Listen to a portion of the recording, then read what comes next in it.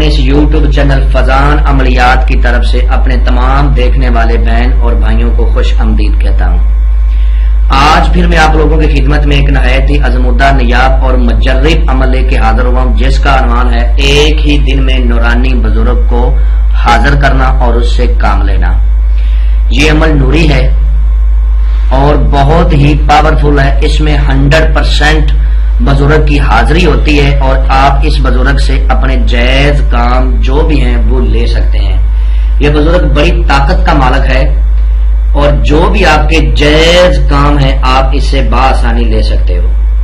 اس عمل کو آپ کسی بھی وقت کر سکتے ہو، نہ تو اس میں کوئی چاند کی تاریخ کا لحاظ ہے اور نہ ہی دن کا کوئی لحاظ ہے اور نہ ہی اس عمل میں کوئی پرہیز ہے۔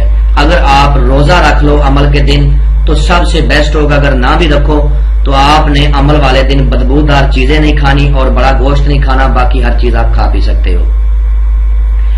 پانچوں نمازوں کے بعد، کسی بھی نماز کے بعد آپ اس عمل کو کر سکتے ہو۔ بیسٹ ہے کہ آپ عشاء کی نماز کے بعد کرو یا فجر کی نماز کے بعد کرو، یہ آپ کے لیے بیسٹ ہے۔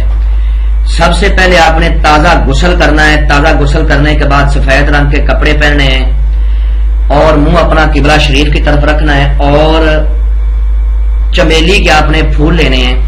چمیلی کے پھولوں کا ایک ہار بنانا ہے، بنا کے آپ نے اپنے پاس رکھ لینا ہے۔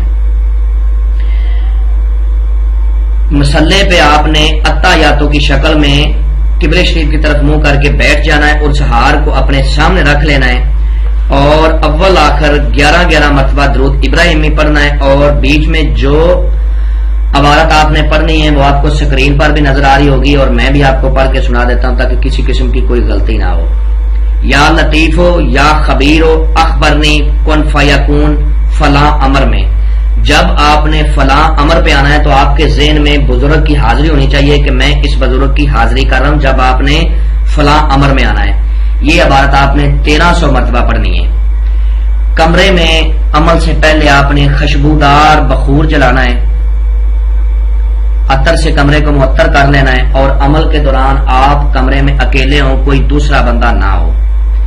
پاک صاف جگہ پہ بیٹھ کے آپ نے عمل کرنا ہے۔ جیسے ہی آپ 1300 کی تعداد کو پورا کرو گے آپ نے وہاں پہ بیٹھے رہنا ہے، اٹھنا نہیں۔